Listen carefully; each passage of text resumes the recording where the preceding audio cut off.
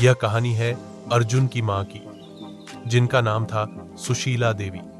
सुशीला देवी एक छोटे से गांव में रहती थी, जहां न पक्की सड़क थी, न कोई बड़ा अस्पताल और ना ही कोई डॉक्टर। गांव के लोग छोटी मोटी बीमारी में जड़ी बूटियों और देसी नुस्खों से ही काम चला लिया करते थे। एक दिन अचानक सुशीला देवी की तबीयत बहुत खराब हो गई। उन्हें तेज बुखार आया और फिर सांस लेने में तकलीफ होने लगी।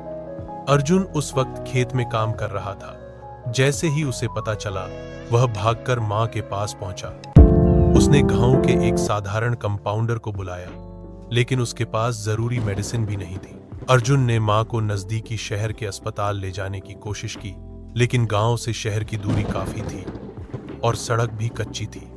रास्ते में गाड़ी खराब हो गई और फिर जैसे तैसे दूसरी सवारी का इंतजाम हुआ, मगर तब तक काफी देर हो चुकी थी। मां की हालत बिगड़ती चली गई। शहर पहुंचते ही डॉक्टर ने देखते ही कह दिया कि बहुत देर हो गई है। कुछ ही पलों में सुशीला देवी ने आखिरी सांस ली। अर्जुन की आंखों के सामने अंधेरा छा गया। उसे बस यही सोचकर दुख हो रहा था कि अगर गांव में ही डॉक्टर होता, अगर समय पर दवा मिल जाती, तो शायद उसकी मां आज जिंदा होती। मां की मौत ने अर्जुन को अंदर तक झकझोर दिया। उस दिन से उसने ठान लिया कि वह पढ़ लिख कर डॉक्टर बनेगा और अपने गांव में एक अच्छा अस्पताल खोलेगा, ताकि किसी और मां की जान समय पर बच जाए। रात के अंधेरे में भी अर्जुन की आंखों में नींद नहीं थी। उसका सपना था अपने छोटे से गांव का पहला डॉक्टर बनना। यह सपना सिर्फ उसका नहीं था, बल्कि उसके पिता का भी था, जो गांव में एक मामूली दर्जी थे।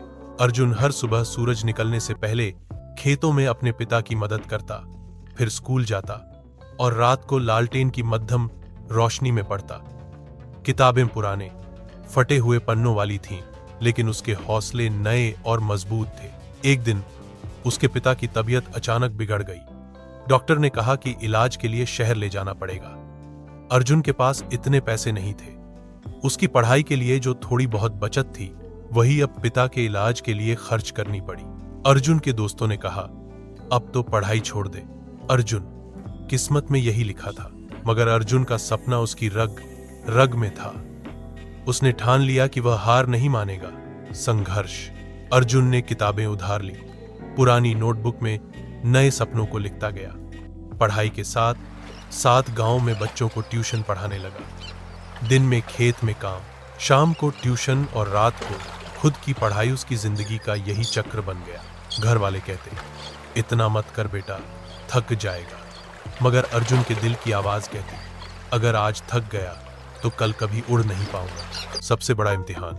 आखिरकार मेडिकल एंट्रेंस का दिन आया। रात भर की पढ़ाई, नींद की कमी और पिता की बिगड़ती तबीयत, सब कुछ उसके साथ था। परीक्षा हॉल में उसके हाथ कांप रहे थे, मगर दिल में एक ही बात थी, अगर आज नहीं लड़ा तो कल हार जाऊंगा। परीक्षा के बाद के महीने बहुत भारी थे। पिता की तबीयत और बिगड़ती गई। इलाज के लिए कर्ज चढ़ गया, मगर अर्जुन का भरोसा टूटा नहीं। सपना सच हुआ। रिजल्ट वाले दिन गांव के पोस्टमैन ने अर्जुन को एक चिट्ठी दी। अर्जुन की धड़कन जैसे रुक गई। चिट्ठी खोली और आंखों में आंसू आ गए। उसने परीक्षा पास कर ली थी। वह भागकर अपने पिता के पास गया। पिता की आंखों में भी आंसू थे, मगर उन आंसुओं में डर नहीं, गर्व था। अर्जुन ने अपने गांव के सबसे बड़े ख्वाब को हकीकत बना दिया। इसके लिए उसने सब कुछ दांव पर लगाया, अपनी नींद, अपनी जिंदगी की आराम और यहां तक कि पिता के इलाज के लिए रखी जमा पूंजी भी। मगर जब सपना सच्चा होता है तो कुर्बानी बेकार नहीं जाती। इस कहानी से हमने ये सीखा कि जो लोग अपने सपनों पर यकीन करते हैं, वो मुश्किलों से नहीं डरते। कुर्बानियां उन्हें कमजोर नहीं, बल्कि और मजबूत बनाती हैं। अब दूसरों के सपने पूरे करने की लड़ाई। अर्जुन का सपना पूरा हो चुका था। वह अब अपने गांव का पहला डॉक्टर था, लेकिन उसके लिए यही मंजिल नहीं थी। असली सफर तो अब शुरू हुआ था। अर्जुन जानता था कि उसने जो संघर्ष किया, वही संघर्ष गांव के दूसरे बच्चे भी कर रहे हैं। किताबों की कमी, अच्छे स्कूल का अभाव और घर की आर्थिक तंगीन, सबसे जूझते हुए ना जाने कितने सपने टूट जाते हैं। अर्जुन ने तय किया कि वह अब सिर्फ अपने लिए नहीं, इन बच्चों के लिए भी लड़ेगा।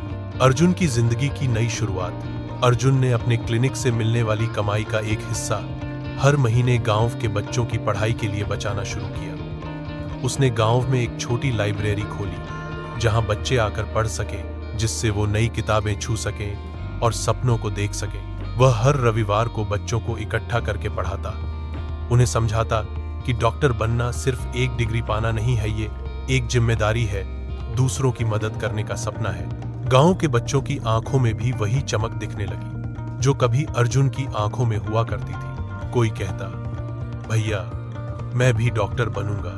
कोई कहता, मैं तो सर्जन बनूंगा ताकि मां का इलाज कर सकूं। तो कोई कहता कि मैं केवल महिलाओं की देखभाल करूंगी, क्योंकि ज्यादातर महिलाएं महिला डॉक्टर से ही खुलकर बात कर पाती है। अर्जुन मुस्कुराता और कहता, सपना जितना बड़ा होगा मेहनत भी उतनी ही बड़ी करनी पड़ेगी। संघर्ष जारी है। अर्जुन जानता था कि राह आसान नहीं है। कई बार दवाइयों के लिए पैसे कम पड़ जाते, लाइब्रेरी के लिए किताबें जुटाने में मुश्किल आती, मगर अर्जुन को अब डर नहीं था। जब उसने अपने लिए सब कुछ दांव पर लगाया था, तब भी उसने हार नहीं मानी।